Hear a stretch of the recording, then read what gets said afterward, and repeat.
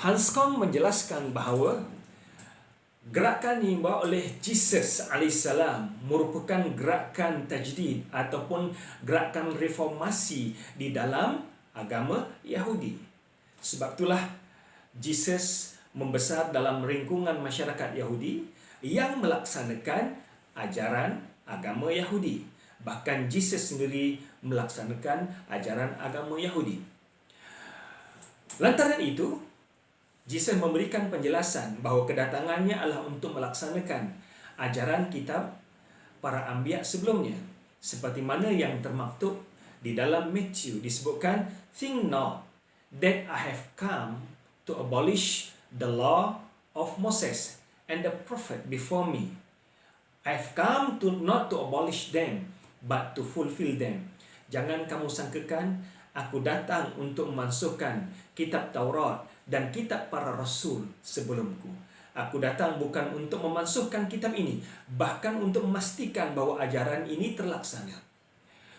Dan di antara ajaran yang termaktub dalam kitab Bible ataupun kitab-kitab yang diturunkan kepada para anbiya sebelum Nabi Isa AS yang termaktub dalam Bible ialah syariat khatan. Syariat khatan termaktub dalam Bible. Oleh kerana orang Kristian meyakini bahawa The Holy Bible merupakan kitab suci mereka yang menjadi pegangan mereka, ini berarti bahawa Bible mensyariatkan kepada penganut agama Kristian untuk berkhatan seperti mana yang termaktub dalam Genesis chapter yang ke-17, ayat yang ke-12 hingga ayat ke-14. Ayat yang ke-12 berbunyi, di mana adanya perjanjian di antara Nabi Ibrahim dengan Allah SWT. Perjanjian ini dalam bahasa Inggeris dipanggil covenant, dalam bahasa Arab dipanggil mithaq. Ayat yang ke-12 berbunyi, "From now on you must circumcise every baby boy when he is 8 days old, including slaves born in your home and slaves brought from foreigners.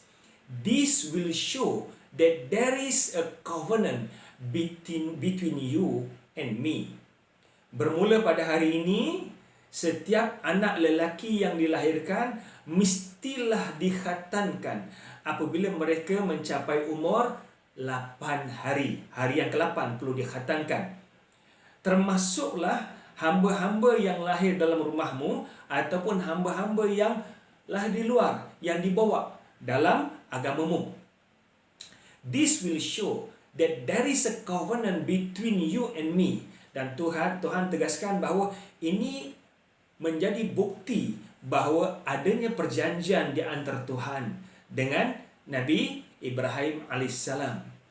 Kemudian ayat yang ke-13 berbunyi, "Each one must be circumcised. This will be a physical sign to show that my covenant with you is everlasting."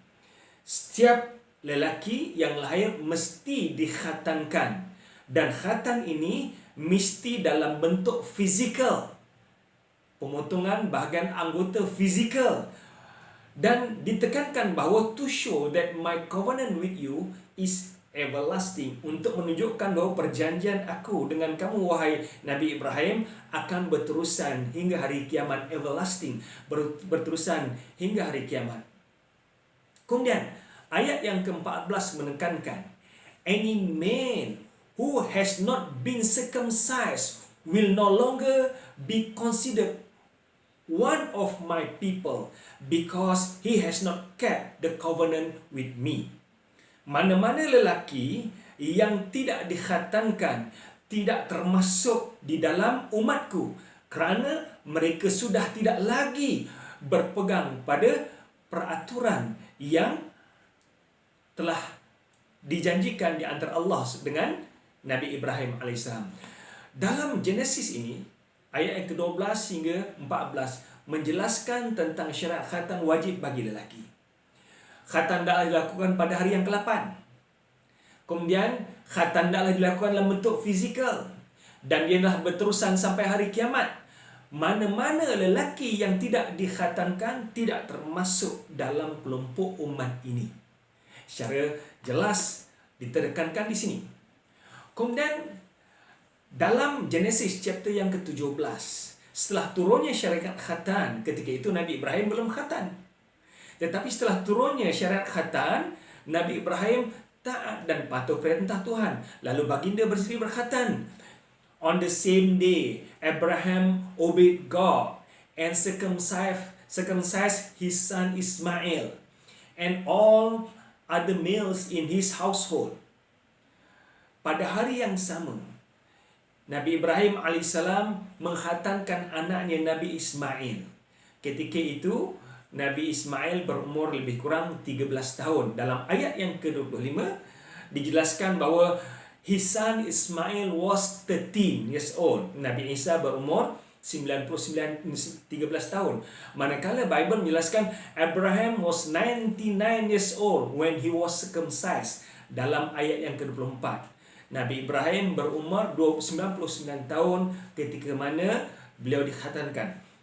Apa yang digambarkan di sini ialah ketaatan Nabi Ibrahim alaihissalam walaupun telah berumur 99 tahun, tetapi beliau tetap tunduk patuh pada syariat yang Tuhan berikan, iaitu berkhatan.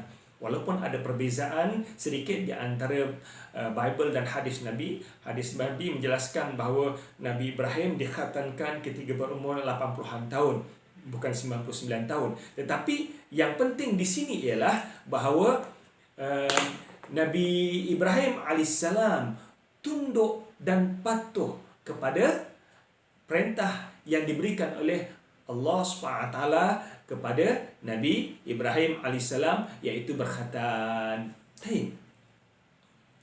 Kita lihat pula Nabi Isa alaihissalam.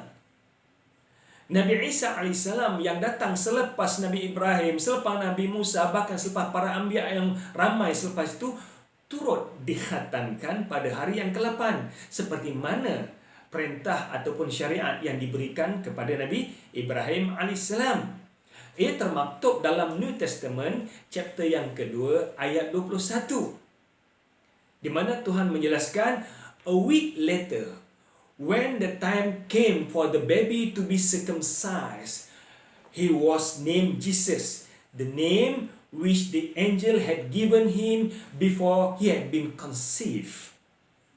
Pada hari yang ke-8, apabila tiba waktunya untuk bayi ini dikhatankan, Jesus pun dikhatankan ikut ajaran yang dibawa oleh Nabi Ibrahim alaihissalam. Dan nama Jesus Isa bin Maryam ini diberikan oleh malaikat sebelum beliau dikandung di alam rahim. Apa yang saya nak tekankan di sini ialah Nabi Isa alaihissalam sendiri dikhatankan oleh ayah dan ibunya mengikut ajaran yang dibawa oleh Nabi Ibrahim alaihissalam, iaitu berkhatan.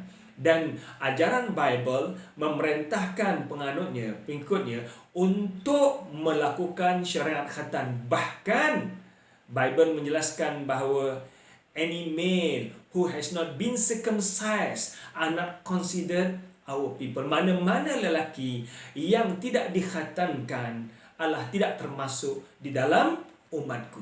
Penekanan yang saya nak ambil di sini ialah Bible memerintahkan untuk berkhatan bagi kaum lelaki.